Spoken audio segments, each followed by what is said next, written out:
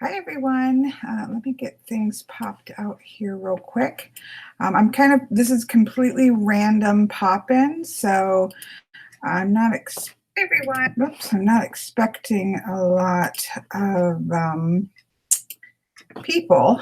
Hello, Christopher. Somebody's there. Yeah, this was just a random pop-up. I'm going to try to stay pretty on target, so please excuse me if I miss a question or something that you might have in live chat, because I'm going to try to stay fairly focused to go through my favorite decks of 2018. It's just easier to do it live in some ways. And plus, if you have questions about that specific deck that I'm talking about, please feel free to put it up. Or if you've seen reviews of mine and you have a particular question about a deck that you know that I've used and you want to ask me about it, please go ahead and do that. If I miss it, please put it back when I have when I take a breath from whatever it is that I'm talking about. But the purpose of this is to kind of go through the decks that I have around me that are favorites for 2018. Now, I want to qualify because, you know, we're expert qualifiers. These are not all of my favorite decks, right? If I did like my top favorite decks every year, they would be somewhat similar. So I'm not going over, these are not my all-time favorite decks. Some of them are, but they're not all my all-time decks. They're decks that for whatever reason in 2018 kind of stood out. I either used them a lot in 2018 or they just kind of jumped out at me in 2018. Like there's just some reason why they stood out for me in 2018. So this is not an all-time favorites. This is a deck that stood out in 2018. Hello, Miss Veronica. Hello, everybody joining. As I said, I'm going to be try to stay fairly focused. So please do not be offended if I miss a comment or a question that you've made, because I'm going to try to stay focused so that people watching back have a fairly continuous flow of going through the decks that, again, for whatever reason stood out for me in 2018, or I used them a lot. And so funnily enough, because funnily is a word, interestingly enough, oracles actually outweighed tarot decks this year, which is not generally the case for me, but this was the year of a lot of oracle decks that came out that work with my personal practice, that are more earthy based. And so there was quite a flood of those kinds of decks. And so obviously, that has influenced it, but certainly I have a lot more oracle decks than I do tarot decks, and that's not generally the case. So kind of interesting. When I was pulling things out, I was like, oh, that's interesting. That's interesting.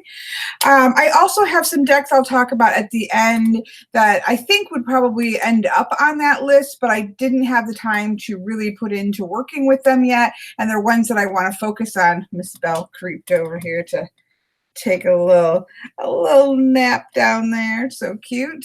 And ones that I'm looking forward to spending a little more time with next year. So again, this is not my all-time favorites. These are decks that stood out in 2018, or I used them a lot in 2018.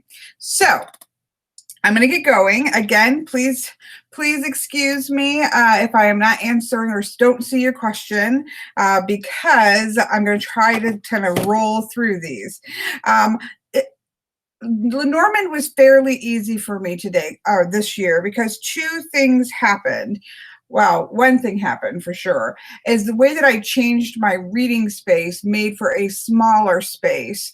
And if I didn't want to have to take all of that stuff down every time I did a grand tableau, I had to adjust into a mini size a little bit more often if I was doing a grand tableau. So I will say that I printed a mini version of my own deck, which I obviously use. And then the other one that I used used a lot was the 1889 Lenormand. This was the second Lenormand deck that I ever purchased when it was called something else. This is a reprint of it, and I absolutely love this deck, and it's probably hands down my favorite backing.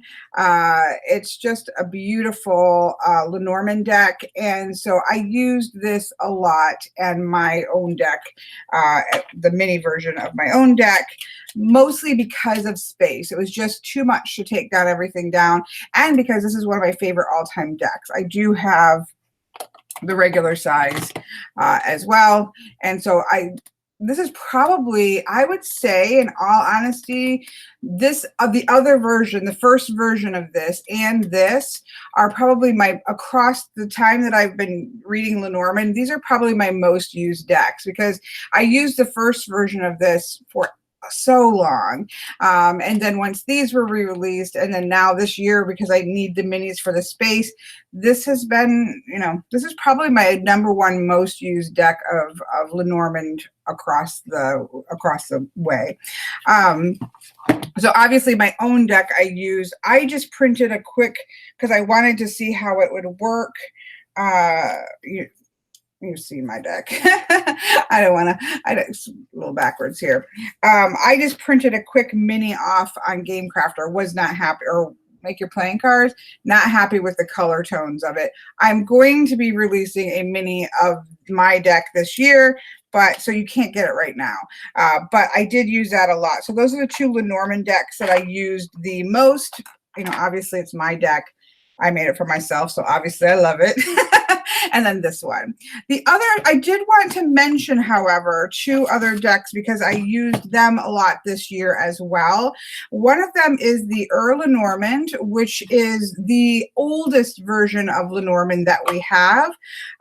And this is in big size, so I only use it for 9 cards, but I just love it. I love using the, you know, these are the original, or the oldest that we have in play anyways, of Lenormand. And so it just makes my heart happy to use these. So if I'm doing a 9 card, I do like to use this one, because I couldn't do this in a grand tableau no matter what I did to my reading space, because it's too big.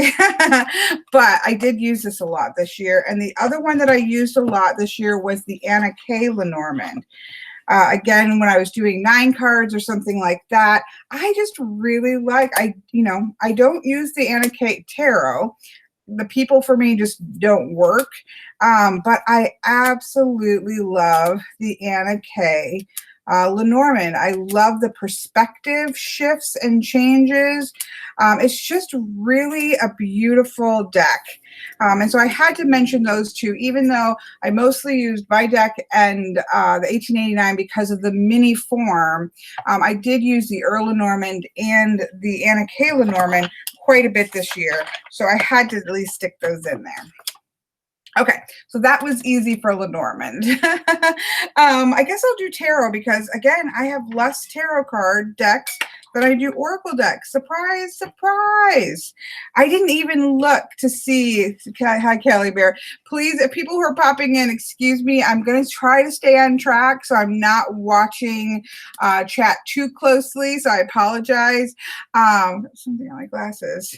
I didn't even check. I should have checked to make sure nobody else was on live, but I figured this is set for people to be able to watch back, as it won't be super long, at least not 2 hours, so people can watch it back and do that. So we've looked at Lenormand. That's an important thing for me. I do a lot of Lenormand readings. And so, but this year, again, I had tarot. Again, these are not all my favorite tarot decks. These are decks that, for one reason or another, stood out in 2018 for me. I can't help but mention the Darkness of Light Tarot. This I didn't get in 2018. This is the 2nd edition. I had the 1st edition, but I used the 2nd edition. And I have to mention this one because it's not left my table since I started using it. It's sort of my staple Rider-Waite Smith. It is a Rider-Waite Smith, but it does have some variations that makes it really beautiful.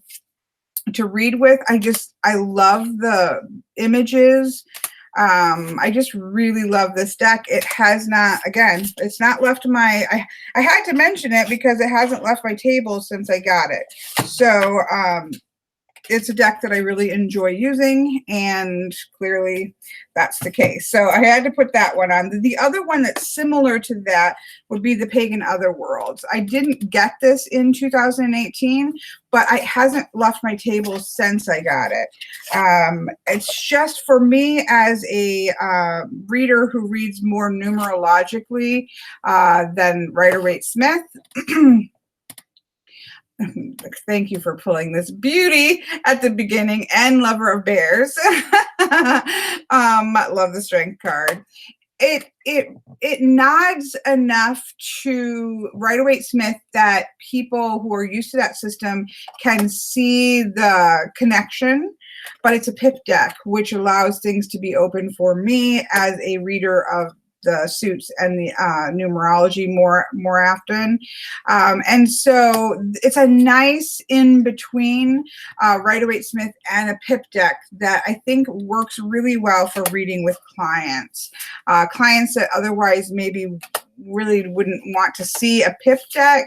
I think that it works well because you can still see those kind of underlying meanings even in the pips. So, so yeah, I have to mention this one, even though, again, it's not new to 2018, but it hasn't left my table. So I would kind of say these two have been sort of staples because they're always on my reading table. So those are those two. I think no, here's another one like that. I'm just mentioning what I use the most of, right? The Arcana Tarot playing cards. I believe this is back in print.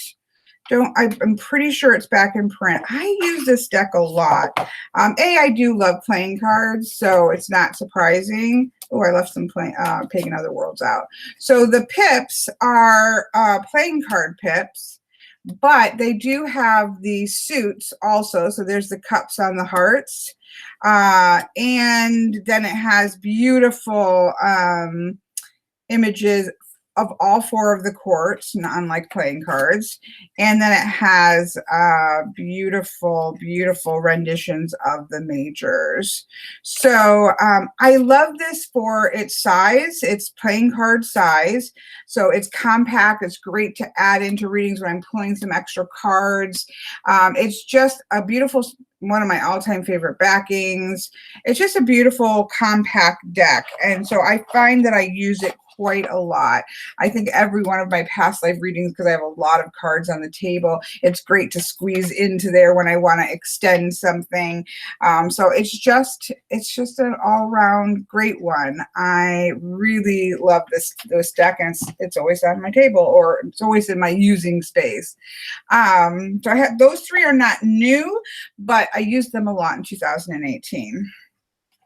Some newer ones that, just kind of wowed me in 2018, the Moonchild Tarot. I wasn't even sure that I was going to purchase this because it is not a cheap deck. I will say in terms of quality of box and quality, it's the best deck I have in terms of quality. It's just gorgeously done. I have the Star Child Tarot, but I just never really got on with it. It's a little too feminine, a little too pinks and purples for me. But there's always been something that tugged me about it, but I just never really used it. And so I was on the fence, to be honest, about buying the Moonchild, but I just went ahead and did it. And I'm so glad I did. I really love this deck. I mean, the queens are some of my absolute favorite queens. It's not perfect. I mean, nothing's perfect. It still leans more towards the feminine, but it does have a much more earthy, rooted color tones. And I just find it's just beautiful. I really have loved this deck. I've used it for myself. I've used it for clients. It's just one of those decks that I was surprised by because I wasn't really sure when I bought it, was it gonna feel a little bit more in connection with me than the Star Child? And it did. So no regrets on this one. I've actually really loved using it, and it's not, you know, it's not super typical for myself. Here's the strength card. I do like to look at strength cards. I love this Hermit card. So anyways, Moonchild, definite yes for me. And definitely a little bit of that. Okay, wow, you took me a little by surprise there, Moonchild. And it's been on my desk. It's been on my reading table since I got it. That's kind of part of the ways it makes it fairly easy for me to judge these, because there are certain readings that I pulled, you know, all kinds of decks, right? I have a lot of decks. There's decks that I keep out all of the time.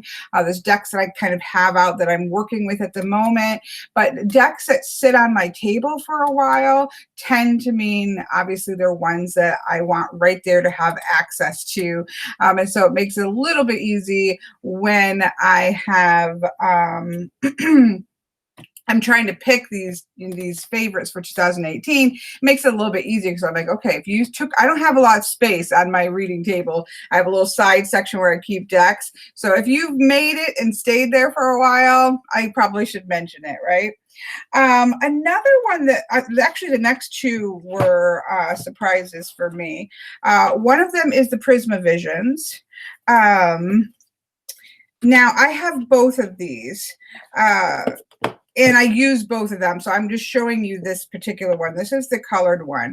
I was really excited about this deck when it first came out, but then when I saw, because it has this panoramic of the minors, and I thought, oh my gosh, that is just amazing, and it's so me, it's so different. But then when I saw the panoramic of the swords, I was like, oh, that's my favorite suit, and I wasn't sure, had this, you know, scary bird in it and with teeth, and I was like, I don't know. So I kind of hem-hawed around about it.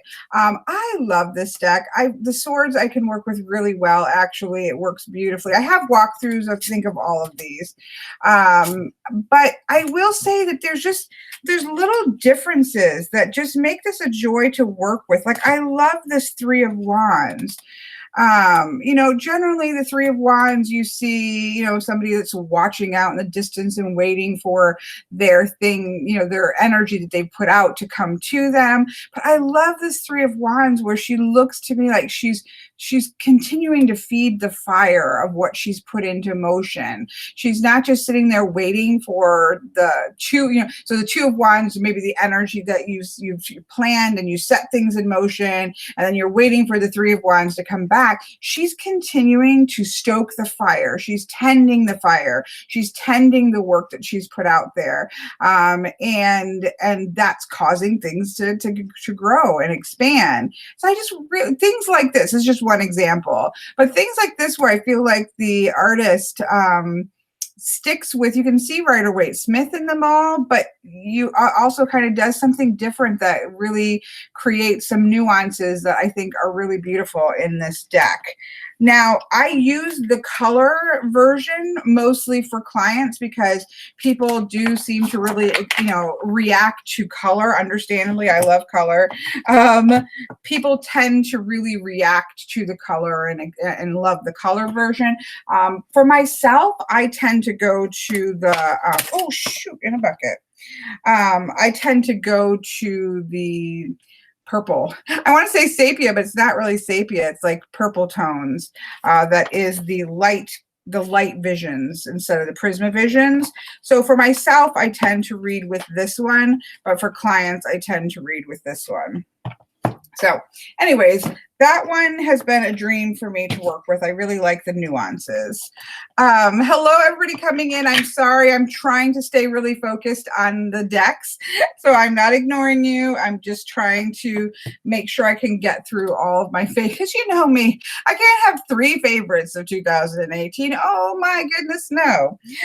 Okay, 3 more tarot decks. The Sasuraibito. I'm sure I'm still I know. I try not to cuss, Kelly Bear. People tell me that children watch, sit and watch with them. So I try to be good. I try to be good. I do have a bit of a foul mouth in person, to be honest. You wouldn't know it, but I do. Little known fact about Kelly, I do cuss a bit. I can't even tell you. There's something that I say that I don't know where I started saying it from, and I cannot say it because it's really vulgar, and it comes out in the worst ways. Isabel got loose. She ran at a squirrel, and so her leash ripped out of my hand and scared the crap out of me, of course. And I yelled this really loud. We're in a small apartment building and mostly older people. Whoops. Yeah, I think people know Kelly Bear Nuts, but when somebody told me that, I was like, I can do it. I can do it. Anyways, the Sasuraibito, I think I can blame this on Kelly Bear. I actually resisted this one for a while because I don't know. I like comic style. I love comic books. I like, I don't know. I like the art style, but I didn't think for tarot. For tarot, I tend to go a little more classic. I like a little bit more classic art styles. I don't know. I don't really like things that lean more modern in tarot decks now. I'll message you, Kelly Bear. I cannot say it. It's so bad. And I don't know where it came into. But anyways, and then I don't know. It kept coming up. And I think Kelly Bear got it. And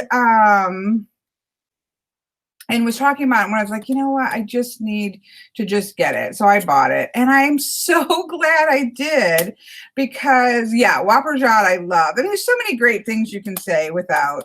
I'm not one of those people who say that you only swear because you don't have an intellectual mind. Like that's something that people will say. If you're using cuss words, it's because you have an unimaginative brain. I actually don't believe that. I think that swearing, I've actually written papers on swearing. And there's nothing new under the sun. Can I just say that most of the words that we think are very shocking have been being used for a very long time. So there's nothing new under the sun. But I actually did do a paper about swearing. And it can be extremely creative as well. But I do believe in knowing how to be appropriate. You should know when not to do it. Like I would never swear in front of my grandmother. Or my mother. My mother was of the generation that if you cussed as a child, you got lava soap. I don't know if you guys remember lava soap that's kind of like a gritty, strong soap. And I got soap, and she did not just like rub it on your tongue. She would scrub it into your teeth so that it took quite a while to get the soap out of your mouth. One time, I think all of us kids, great language there.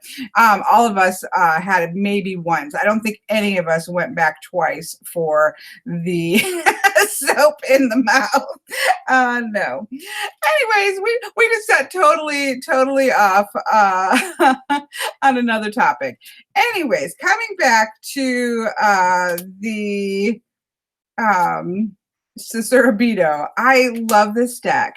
I use it a lot with clients. Like, I just think it reads really well. This devil for me is, I don't think I read it the way it's intended, and that's okay because it's my tool to use, right? But for me, this is looking in the mirror. Like, the devil card is about you. It's about you abdicating authority, power to somebody else or to a situation. It's about you abdicating responsibility for your own choices and saying the devil made me do it. It's always somebody else's fault. The devil card for me is that look in the mirror. Like, you've got to return the power of choice and the power and the responsibility of choice back to yourself, and you're the only person who can take it back. So I love this. Again, I think this was supposed to be about seduction, but I don't use it that way. But for me, it works amazingly for the devil card.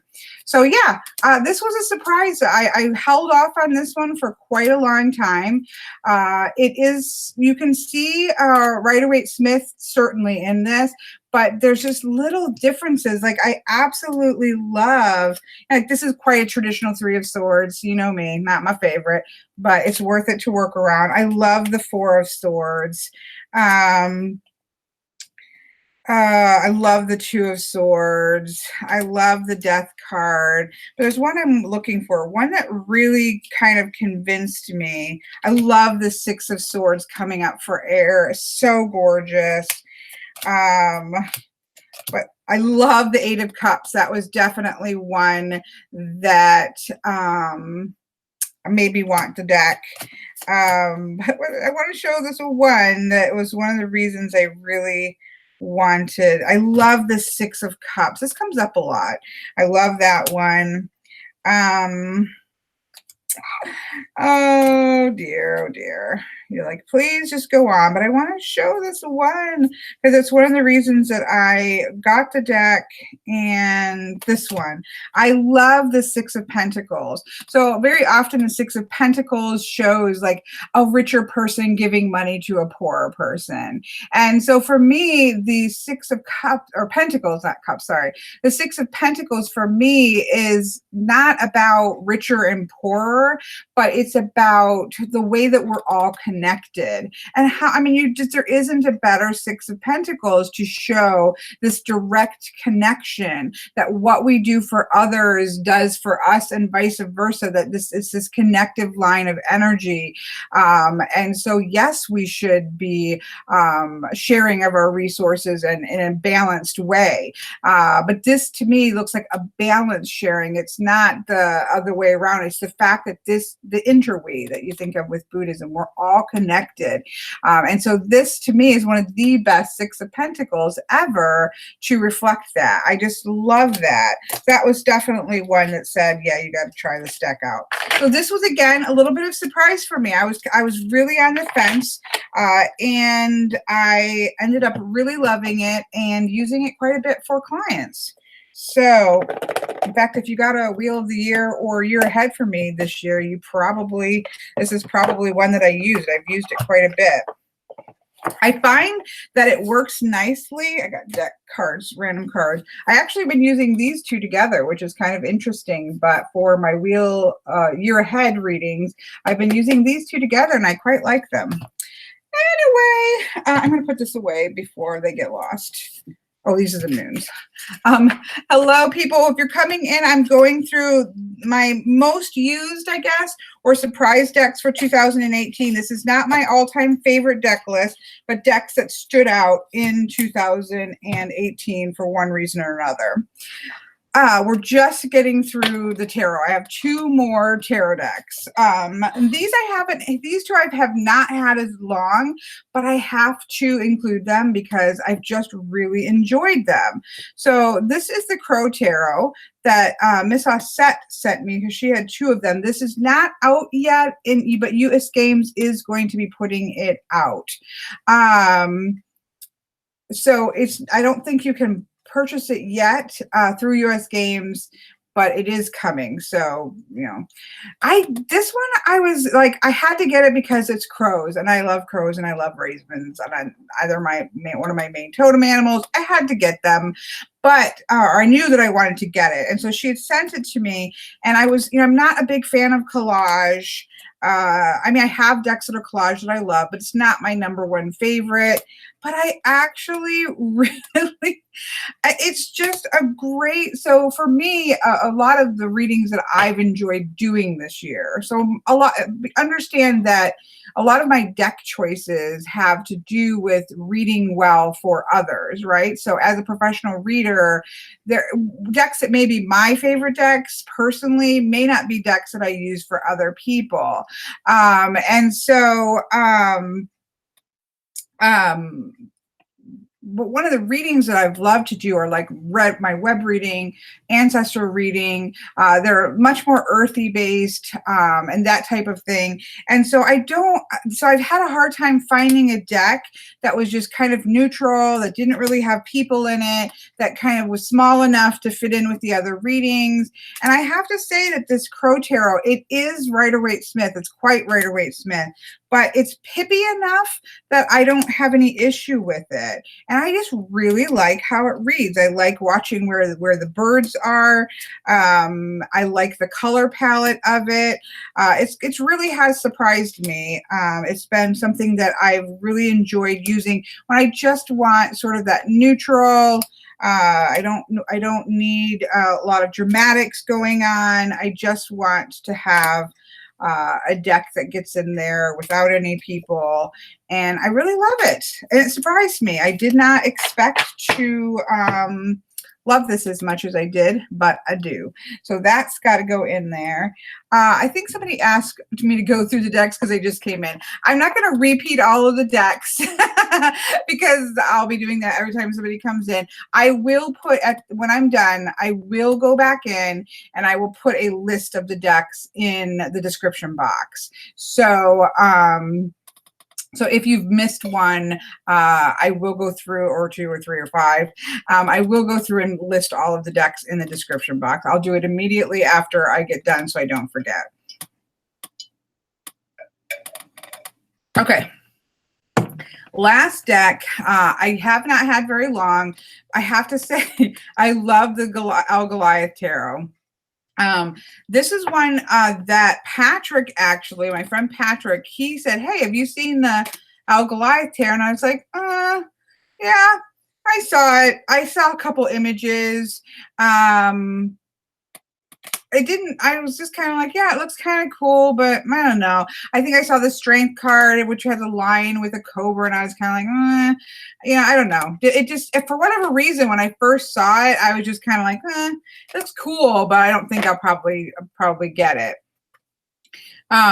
The artist sent me a copy of this to try, and I am to do a review of. And I have to say, it's been one of those, like, I was like, so then once he contacted me, he started to put up more images. There were only a few images out when my friend Patrick had showed it to me. There were only a few images that were up. And so then I love this. So then as I was able to look at more and more images, this is the only one that's like, not only one, but this is one that's like, no, but I know it's going to show up all the time for me and we're going to be BFFs.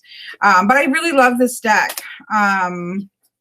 It's not perfect. It's got things that aren't perfect about it, but I'm not asking for perfection in a deck. It reads really beautifully. I don't know that I'll ever use this for clients, to be honest. This is sort of my deck. I did my year ahead reading with it. I don't know. I mean, that might change. I might use it for clients, but at the moment, it's sort of my deck. And so I've done most of my personal readings with it and really enjoyed it. So I kind of don't feel like I'm going to be using this for other people. I think that it's just going to be mine. And that's okay.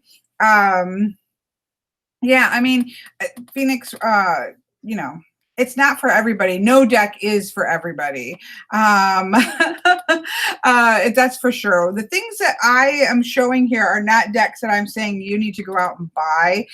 It's just that these are people like these. I like to watch people's favorites of 2018 or of the year. I love to watch them.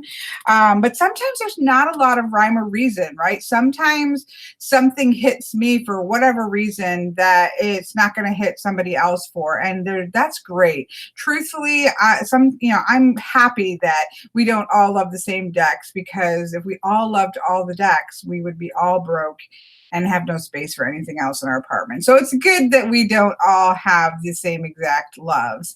But these are just the ones that, for either purposes for reading with clients or just for whatever reason, have stood out in 2018 for me. So those are the tarot decks. These are not all of the tarot decks that I've used. I really enjoyed the Naked Heart Tarot this year.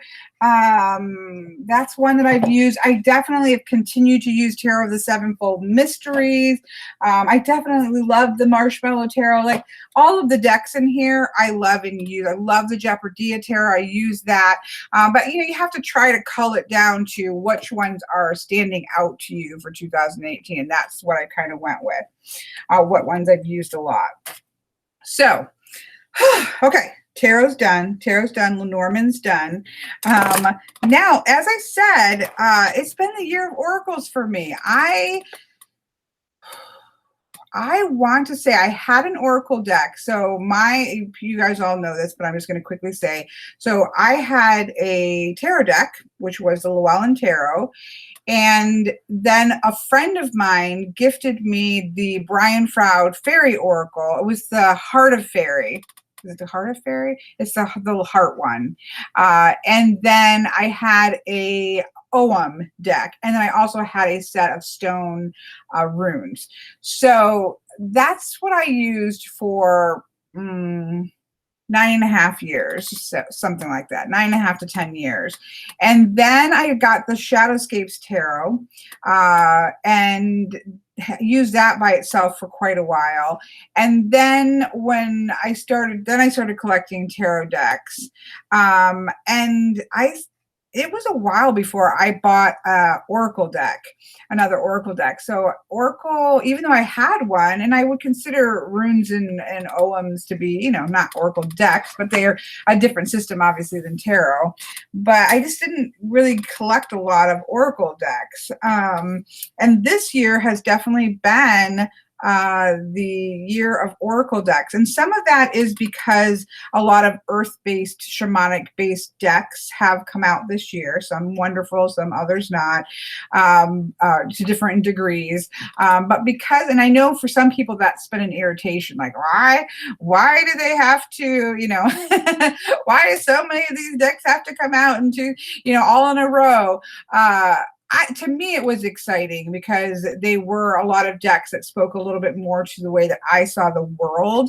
And so that is something that I really enjoyed, to have those choices, that I didn't always see that prior to that. I do have a video of decks that, I think 5 or 6 decks that really reflect the way that I see the world. And so I have a video of that. And so, yeah, I'm really kind of surprised. I actually have a reading that I think is all oracle decks. I think my web reading, I sometimes use tarot on the side. My ancestor reading, which I love to do, that's all oracle decks.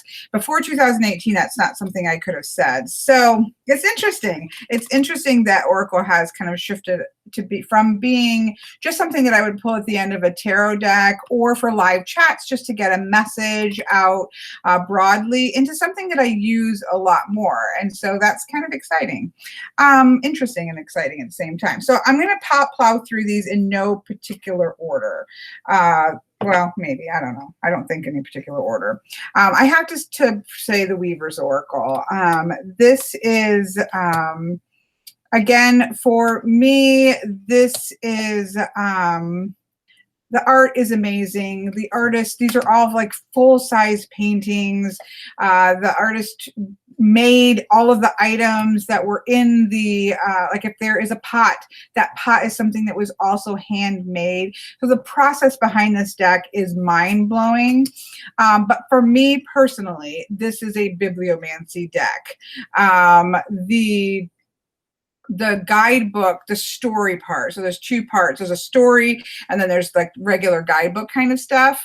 The story behind the cards, for me, is where it's all at. I mean, the cards are gorgeous. I'm not trying to downplay the cards, but for me, as a lover of stories and a lover of words, the story's where it's at. So when I do, and I only ever pull one of these, they're, to me, extremely powerful, or energies. To pull 3 of them, to me, would be a little bit mind-blowing. I generally, if I pull one for myself, I sit with it for a month. So they're deep energies. They're not soft energies. Like there's grandmothers in here who just shove you off. We like climb up a cliff to the top because you're okay, you finally made it. And then they literally will shove you off the top of the cliff just so that you can learn the lesson of how to fall. It's that kind of energy of I'm going to nearly kill you, but you're going to learn something. Or they're uncomfortable energies sometimes. So it's just, but for me, it's all about, it's about the stories behind these. It's bibliomancy for me. Now that, again, that's not the case for everybody, but for me, it's about those stories. So I will literally read that story for whoever I'm reading for, because that story is, to me, the important part. So yeah, I cannot say enough about the Weaver's Oracle. It's been a really powerful experience for me, and absolutely love it. I don't know where I'm going to start putting things out of the way. So that's that. We'll just go here. We're going to go from grandmother shaman energy to, I know, see, some people do. I see that Bohemian Spirit says she always draws 2 or 3. She always draws the same 2. I do see people use more than one. I'm not saying you can't. I'm saying for me, 1 card at a time is more than enough.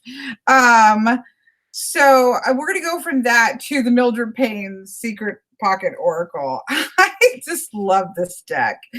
Absolutely love this deck.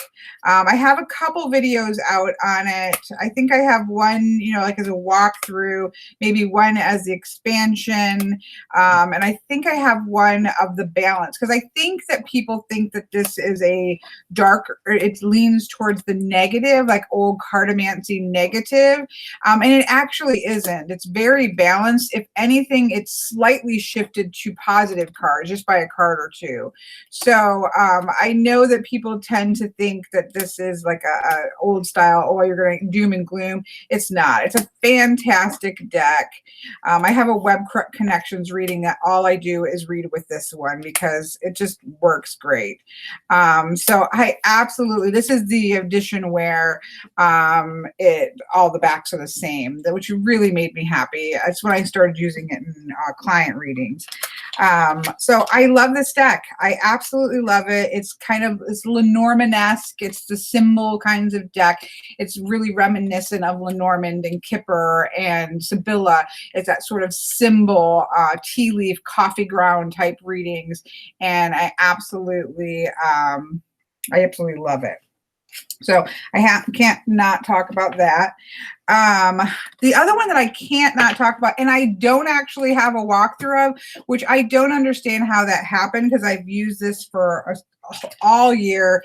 I don't know when I actually got it. I have another copy because it's horrible cardstock. So I have another copy of it, and I'm going to do a walkthrough of it. Probably my first of 2018. I absolutely love this deck.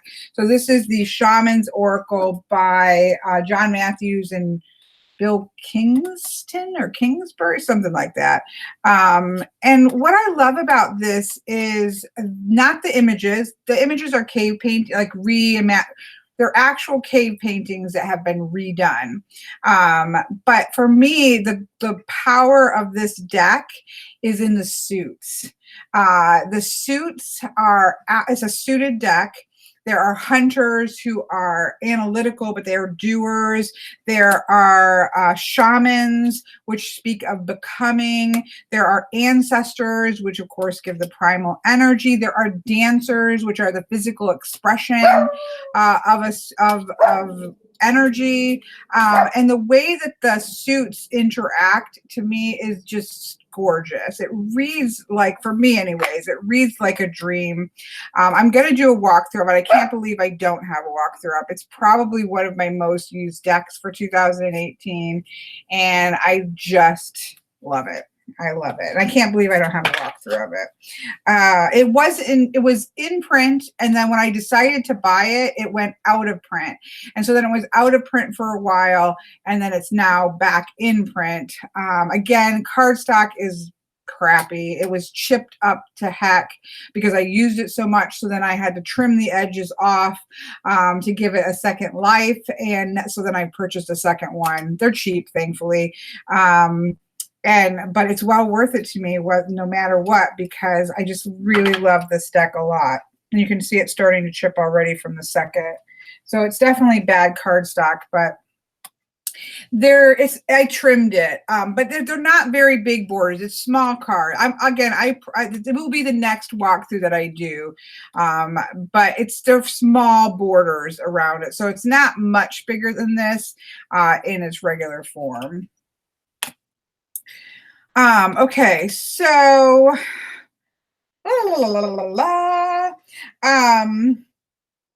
let's talk about these two, I guess, next. I don't know. I love this. Miss Christine sent me this, and I'm going to slaughter it. I don't know how you say it. It's Crds Divinatoires Dialgorel is how I say it. I believe this isn't an actual word. This is, I think, a word from the creator of the deck. I love this deck. I do oracle paintings where I paint an oracle card for somebody as a reading, and then they can also choose to pick 3 cards with that, and I always use this deck. It's again a very cartomancy style deck in that it feels like a Sibylla, it feels like Lenormand. It just has that sort of symbols that mean certain things, like a doorway. What does a doorway mean? It has the bird, it has towers, it has, things like that. So it's very much, it's just beautiful. It reads really gorgeously. The duality, things coming together. It's just really beautiful. Now, I know it was a little, from what I understand, it was a little bit difficult to get a hold of, but he has reprinted it. Although I think Christine and Celeste has a video showing the comparison of the two. And I actually like the first edition a little bit better, so I didn't feel the need to go and get the second edition. But I really, really love this deck. So that's that one. I cannot have a 2018 favorites without talking about the Supra. This was probably my longest waited for deck because I don't generally do Kickstarters. And in fact, I purchased this after the Kickstarter was done, and it was supposed to come out the next month because I have no patience once I buy things. And then they had all kinds of problems, sickness, legitimate problems. So this is not a complaint. But there were problems that occurred, and so that it ended up being until I think September or October before it came out. So I love this deck so much. It just really speaks to my Libra brain. And there's just something about this deck that I really love. I'm trying to think. I don't think I've used it for clients. I might have, but I don't think so. I've used it for, I do like a 7-day check-in before each spoke of the wheel. And so I just really, I've used it for that a couple times for myself. I just love it. I use it in combination with runes and OMs, and it works really beautifully with that. I don't know. I just love the artwork. I love the titles. I love the thought that went into this. I love these 4 that all match up together. Again, I have walkthroughs of all of these except for that last one, Psyche. It is beautiful. I love it. It really speaks to my inner Libra. So yeah, again, this is one I'm pretty sure I've just only read for myself with this. And I don't know, sometimes you get, as a professional reader, I think sometimes you do get those decks. I don't generally do that because nobody's touching my decks because I generally, work with video, so I don't have as many boundaries. Like I know that somebody who reads in person might have their own personal deck and not not have people touching like their personal decks, but that is not ever an issue with me. But every once in a while you come up with decks that just like, oh, that's mine. Okay. Sorry, I know I've got a lot of oracles. Devas of Creation. Miss Bella sent this to me for my birthday. Not this year. So this isn't this year's deck, but I used it a lot this year. I just love this deck. There's another deck that has got a similar vibe to it, which I'll talk about in a second. The only thing about this deck is that I really do wish there were titles on the cards. And I want to just write them in, but I don't really like my handwriting. So I might send it to my friend Patrick and have him do it. But what I like about this deck is it's a style of artwork that I love. It's watercolor. It's a bit of abstract, but it also is abstract that actually has form and function and that relates to it. But what I really love is the suits that are in it. I love that it's all about our universe, our world. I really love the way that she, the creator, sorry, maybe I didn't even show it is Devas of Creation by Scylla Conway. But what I love is that she has connected science and magic. So I'm not a person who thinks that our spiritual or our magical or the metaphysical world should be something that is separate and apart from our physical world. And so she connects this idea of DNA, the concept of DNA, with spirit. That when we talk about spirit and we talk about DNA, we're not really talking about two different things. And so I really love in the guidebook how she makes those connections between science and the physicality of life with spirit and the spirituality of life, and that those aren't things that are separated, because I don't think we should have sort of a spiritual practice in our everyday life. I think we should always be, it's probably the Buddhist aspect of, of my studies and walk, that there shouldn't be two separate parts of ourselves. It should all be the same. And so that's why I really love this. And so again, not the greatest card stock, really hard to see the numbers. And I think it really needs to have the titles on it for me personally, but it's just a beautiful deck. So I've used this a lot this year. I tend to use this. I do a reading where it's an ancestor reading where up in the tree branch, so you think about the tree, the branch is the trunk and the roots where the ancestors are for me, where I do an overriding, what's the general overarching energy of the reading. And I use either this or the next deck that I'm going to show because it has that sort of overarching big energy of the energy of the universe around us. So it works really well for things like that. And the other one is similar. This artwork is by far the best. So I'm not a huge fan of this artwork, but I am a fan of the deck, so I can't help but talk about it. So this is the Sacred Earth Oracle. This is by Tony Carmine Salerno, but the artwork is by Helena Nelson Reed. And I have to mention this deck, even though I'm not like a full-on saying buy this deck, because the artwork, I mean, there's nothing wrong with the artwork. It's pretty. So I'm not saying that the artwork is bad.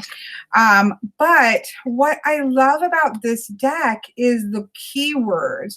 So the function of this deck is to be sort of, even though I wish that, here, let me back it up. I wish that this deck had all images of the earth. So the name of it is Sacred Earth. The keywords are about earth and the vibrations and the energy of earth, but the images are lots of, people and things. And so I really do wish that the images were just earth images. But I keep it and I use it because I just love, there's something about that they nailed on the head with the keywords and the way that you can connect that with earth. So I couldn't not talk about this one because I do use it in that same position of sort of overarching energy. So again, I've got mixed feelings about it because I don't particularly like the artwork. Not that the artwork is ugly. I mean, that's a beautiful, there's nothing wrong with that. But the card is space here, and I would just like to see space. I would just like to see earth things here. So it's like one of those mixed bags for me, but I keep it and I use it because I really love the keywords on it. So I know lots of oracles. I'm so sorry. I'm not really sorry. You don't have to watch. I say I'm sorry. Yeah, it's not diverse for sure, Bohemian Spirit. It's not diverse. And it just doesn't always reflect the energy of the card. So I love the keywords. So it's one of those, you know, Anyways, that sounded rude to say you don't have to watch, but it's true, right? Anybody can stop if there's too many oracles here, because we still have a few more. Okay, so let me do this one because this is an older one that I've had for a while too. The other one is the cosmic reading cards. I think I talked about this last year because I've had this for a while. And she put out a new one, which is the Blue Messiah cards, which I do like. Like they are wonderful. But this they don't top this, like the cosmic, and you can mix them and they make an amazing deck. But I found when I mixed them, I missed the cards that were in this deck. This was sent to me. I think Jen sent this to me. I never even heard of it before.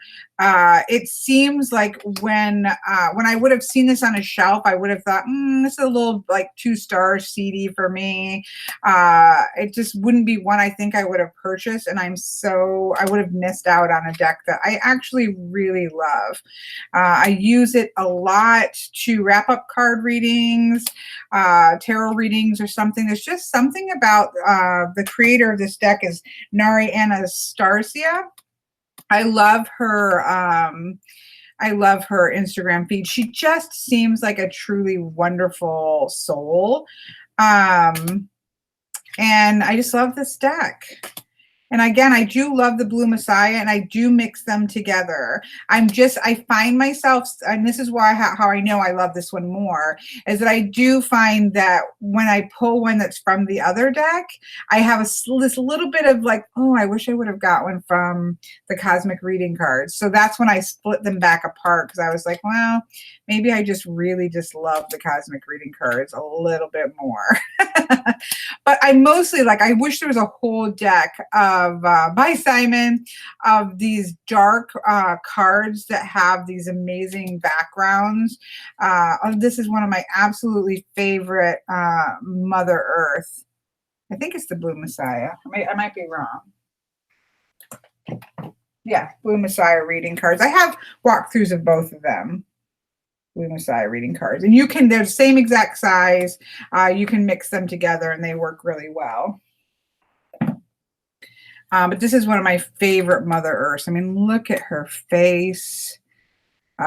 She looks like Earth. Like, I just absolutely love this Mother Earth card.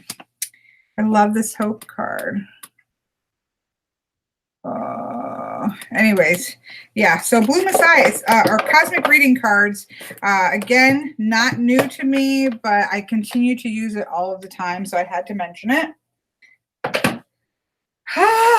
Getting a little overwhelmed. We're getting there, folks. We're getting there, folks. I have no clue how long we've been on this chat. I don't know. There's one thing that I don't know why they don't show you on my viewpoint, where I'm seeing like myself and stuff. They don't show you the time, which is how long you've been recording, which may be good for me. Bye, Bohemian Spirit. Sorry for chat again. I'm trying to get through all of the decks so that it's not like 3 hours long, but so I'm trying to stay focused. Not always successful, but trying. Okay, so the next one I have to say, in terms of animal decks, is the 58 minutes. I was trying to get it all done in an hour. It's probably not going to happen, Miss Jujubee, is it? I love The Spirit of the Animal Oracles by Jody Bergsma. Now, I'm already a fan of Jody Bergsma's art, so that was a given for me when I think Miss Ossette pointed this out. I like got right on her shop and ordered it. Oh, okay. Okay. Here we go. It's not perfect. Like, I wished all this text wasn't here, but that's okay. One of the things that I've learned about when there is text down at the bottom that I'm not a big fan of, I'm personally a fan of a title and a couple keywords, and that's about it. But I will say this, that sometimes what happens when you have text at the bottom is that if you just let your eyes relax, a couple words will pop up and become part of the message of that card pull. And so I have found that to be a great thing. If you, like me, are maybe not too fond of paragraph of text at the bottom of a card, if you relax your eyes, so don't sit there and read it, but just look at the title and then take in the rest of it. There are sometimes individual words that will pop up, like eliminate or distractions or height or something like that, that will kind of pull forward and create to be part of that card pull, that draw.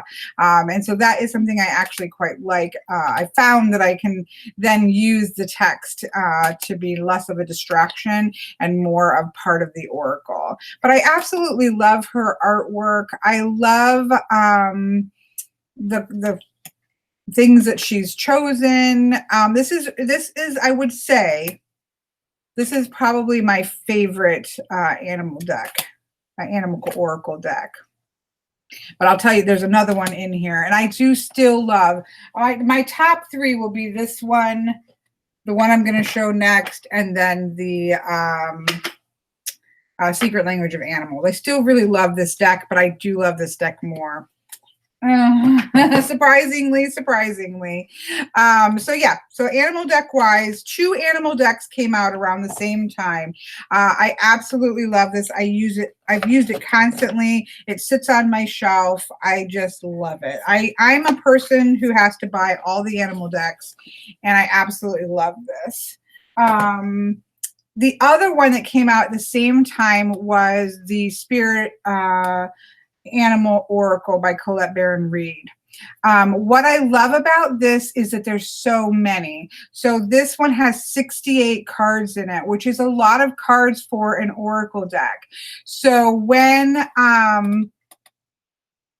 I was trying to decide I did a Wheel of the Year spread for myself with an animal deck, and I was trying to decide which animal deck to use, and I compared the animals in the Jody Bergsma deck and this one, and then the animals in the Spirit Animal Knowledge cards, which is one I ended up using just because I love the artwork of Susan Sedin-Bolay. But I compared the animals of these two, and of course there's just a lot more animals in this one. And so I really like it because of that.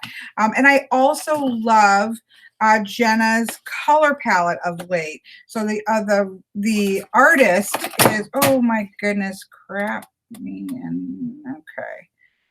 And again, pet peeves, as I have to look so hard to find the artist. Jenna Della Grottaglia. Oh my goodness, Jenna, you make it so hard. Your name is a mouthful. What I love is her color palette. I mean, look at this spider card. This hopped out at me the other day. Spiders have definitely been a thing for me. Anyways, her color palette is just stunning. So I really love this deck. But the only downside for me is I don't like the little crowns. I don't like all the little crowns and jewelry on the creatures. So that's the only downside for me, but I use it a lot because I love the color palette and I love that it has 68 animals in it. And they're beautiful. I mean, her images are gorgeous. They really, I've again done a walkthrough of this, so I'm not going to try to, I'm not going to redo that. But what I use this one for, so let's just pull another one out, is that I am massively in love with the Mystical Shaman Oracle. I know that people have some problems with this deck, and I think mostly some people have some problems with the guidebook. I don't use the guidebook, and I just love this deck. I love the color palette. This is like a color palette that was made for me. And these decks, of course, are the same artists, and so there are similar color palettes, and so they read really beautifully together. And so I just love working with these two decks together. So this is another Oracle deck that I just like. If you have a problem with the guidebook, just put the guidebook aside. The images are stunning. The cardstock is stunning. Thank you, Elron. The cardstock is stunning. The images are stunning. I just think it reads like, it's just for me, until I make my own Oracle deck, which I'm working on, it just like, okay, yes, this works really, really well for me. So I use these two decks together quite a bit. I have an animal spirit reading where I pull a card for each of the animals that I often use this deck with either the Crow Tarot that I showed or with the Mystical Shaman. And I just think color-wise, they are beautiful together. There's a bunch of animals that come out in it. So I do like this set of decks. Now, I know that she has a goddess deck coming out with the same artist. I haven't seen images, so I don't, oops, I'm putting the wrong deck in. So I don't know if that's going to be in the same like art style or if it's going to be something different. I feel like I'm mixing up boxes, but so those two I have to say I've gotten a lot of use out of these two decks together. And still I would say just I love the Jody Bergsma one. So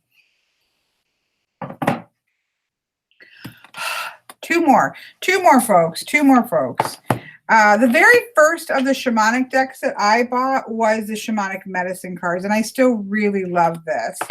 Again, cardstock is amazing matte. These mass published decks are really starting to jump into the forefront with the beautiful matte cardstock. But I love this deck. The difference I would say between this deck and say the Mystical Shaman is that this deck has a bit of a more, the tools of the trade, the rituals of the trade, the more practical aspects in some ways of earthy based practice, whereas the Mystical Shaman has more of that mystical, that little bit more of the esoteric aspect of it. So in this one, you have the 4 elements, crystals. Again, the color palette, though, you see that the color palette is very similar. It's these rich, vibrant, earthy, gorgeous color palette that just, sells me in a heartbeat. But you have the journey, you have the shapeshifter, you have the cave, you have drum, you have rattle, you have the 3 worlds. I don't particularly like that there is this on the upper world because it's a much more, feels like a much more, I don't really think of a modern astrology as being part of a shamanic deck, but again, nothing's perfect. It has bells, it has casting bones, it has the 4 directions, it has the ancestors. So it just feels like, I don't know how to describe it. I love them both, but they do have a different feel to them. And yeah, the matte finish is just, I love this lower world. has vision quest, it has death. It's hard for me to describe it because they feel different. And this one feels a little bit more, again, practical. And what are the tools of the trade? What are the things and the rituals being used? The medicine shield, the rattle, the directions, prayer, the medicine mask, the conch shell. So it just, and it has the buried alive card that, as always, whenever I say, oh, I can't handle a particular thing, it's always going to show up. So that one shows up for me a lot. So it has the ritual of being buried and with renewal. So yeah. So I love them both because they're both very different. They are not, in my opinion, they don't have similar energies to them. I mean, they're similar in that they're both sort of that earthy based practice, but they have a different vibe to them quite differently. Okay, one more folks. I talked about this yesterday. Angels and Ancestors Oracle cards. I would not have bought this because I don't really work with angel energy. And so I would never have bought this. But for two things. Number one, there is an app that you can download at your phone and look at all the cards. So I was able to look at them all. And then also do a couple readings with it. And then Miss Offset, who has a YouTube channel, I think it's Oya's Girl is the name of her YouTube channel. She did a walkthrough right when I was kind of, probably not. Kyle Gray, nothing wrong with Kyle Gray, but he tends to be more in that sort of angels and type of oracle decks that it doesn't really, star seedy, angel kind of energy that I don't normally get attracted to. But so it wasn't on my list to get, even though it's a cheap deck. It's a Hay House deck. So you can get this probably for $15. I'm sure I paid about $15 for it. So it wasn't on my list. And then when I saw Miss Ossette's, and she talked a lot about, because she's talked a lot about the shamanic decks, all the shamanic decks that have come out, the trouble and the problems with issues of cultural appropriation, and when is it being respectful to different cultures, and when is it being appropriative. And so she had done this and loved this deck, and she's really keen on that. So I thought, okay, I'll take another look at that. And I have gotten messages from people when I've put pictures up on Instagram. I have gotten messages from people saying that that this is a appropriative deck. I don't personally see it that way. Again, that's a topic. That's a whole topic for a whole video. I think that through centuries, as long as there's been human beings, we have shared cultural things. And so the sharing and the respectful gaining knowledge of other cultures, to me, is not appropriation. Now, there is certainly cases of appropriation, and it's a very big problem. But for me, I feel like this deck, personally, I feel like it is respectfully approaching the different cultures in a way that I feel like is fairly broad and inclusive.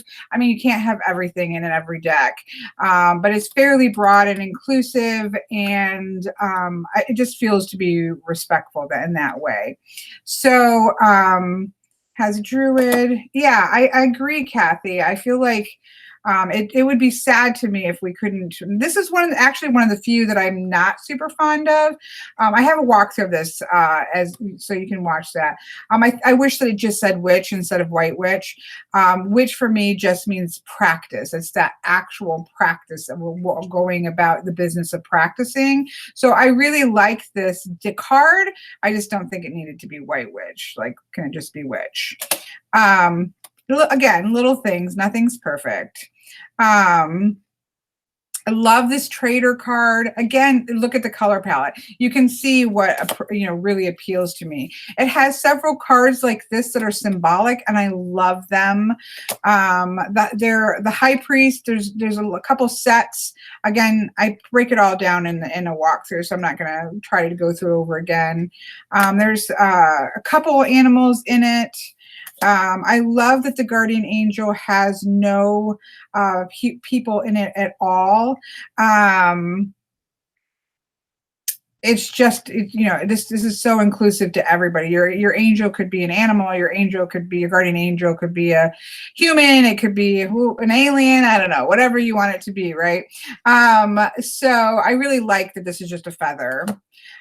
There one card I left out. So this is your star ancestor, which taps into kind of starseed energy. There's two of them actually, and I left one out because I didn't think it needed two. That's just because I don't really work a lot with that energy. Then there are guardian angels, or called heart guardians.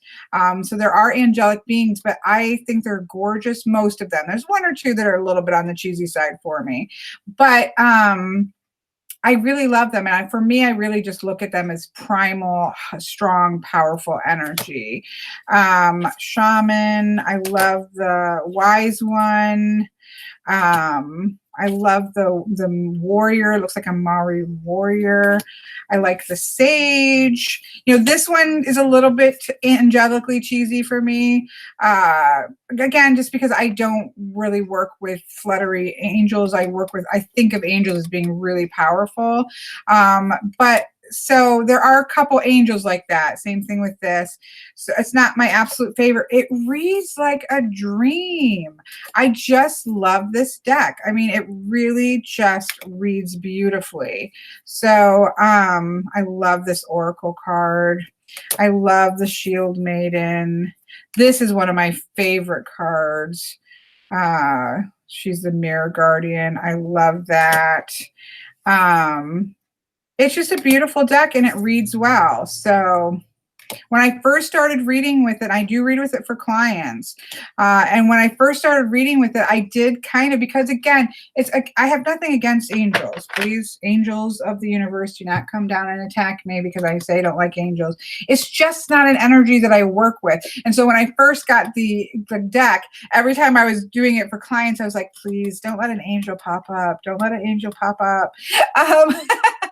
Now I'm really happy when the angels pop up, because it's just a beautiful deck and it works gorgeously. And yeah, there's nothing wrong with taking a couple cards out that don't work for you. I mean, it's just it's got night in it. It just has some cards that you wouldn't normally see. I love the season cards that are in here. I mean, look at this Protection Guardian. She's gorgeous. Yeah, I think it's the art. Exactly, Sherry. But then look at these. Like, look at her. She shows up a lot. Magic Guardian, Unlock the Magic Within. She shows up a lot, and I love her. So I love the Air Guardian. So yeah, it has an energy of Jesus as well. It doesn't say Jesus, but I would assume that's supposed to be Jesus, a great teacher, which is important because it has sages from India. I love the Hermit card. It feels to me really inclusive. It feels to me to be very respectful. This is just my opinion. The idea of cultural appropriation is one that everybody is going to have to come to terms with what is, their feelings from something themselves. So the Traveler, there's a couple of that sort of Romany heritage that I think are beautifully done. Like this Traveler, I think is absolutely gorgeous. So yeah, I love this deck. I have used the heck out of this deck since I've gotten it. And I love the backing. I trimmed this one in matte gold, or edged it in matte gold.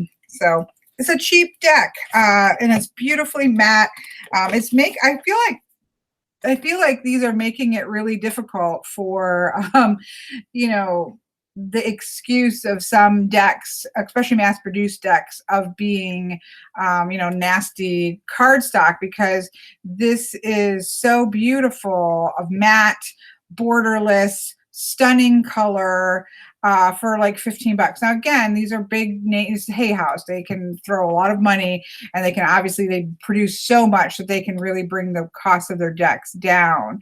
But I don't think now that mass published decks, produced companies, the bigger name ones, are starting to not have a lot of reason for some really crappy card decks, because they're obviously able to be produced fairly cheaply.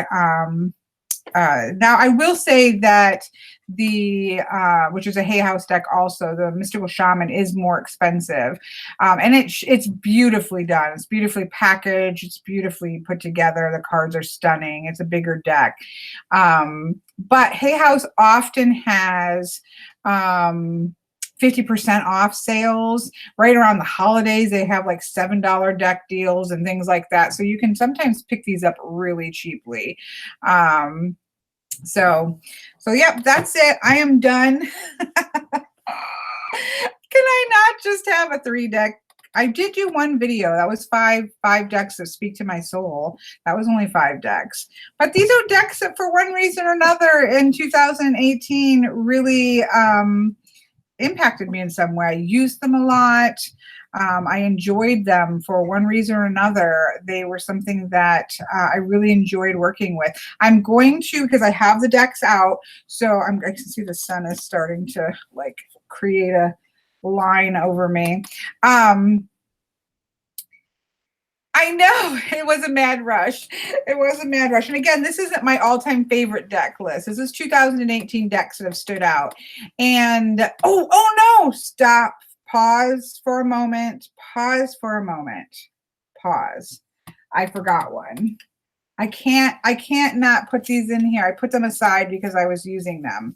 I already did the tarot deck. Sorry, Sherry. I'm going to put a list of all the decks that I mentioned in the description box.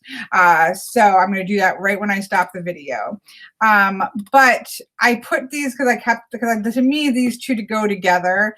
I just did a walkthrough of the John Bauer. I don't have to go through why I love it so much, but I do love it. But this has to go on my favorites of 2018. Both the Aesops Fables, which I have many versions of, but I've been using the Aesop Fable book as, if you've not seen any of those readings, I flip through and do like a bibliomancy and grab a story, and then I pulled 3 cards from the John Bauer and did a combination reading between these two, and it's been one of the lights of the end of the year for me. So I've used this combo all of November and December, and I've used this by itself for myself as well, and I absolutely love doing this reading. And it just does my heart and my soul wonderful. So I couldn't do a 2018 favorites without talking about these. So I'm continuing Fable time. I just, as they pop up, that's not something I want to keep doing because I just love doing them. That's why I had it out, because I want to do another one on January 1st. So yeah, I couldn't talk about 2018 decks without those. They just were sitting over here and almost got missed. So there we go. I will go into the description box and put the long list of decks and why. I'm not going to put why. Obviously, you can rewatch the video, but I will put, what the list of these particular decks. So that is, somebody and Miss Veronica said, that was just like a whirlwind of decks, but we got them all in relatively, for me, shorter time. There's nothing that is going to be short.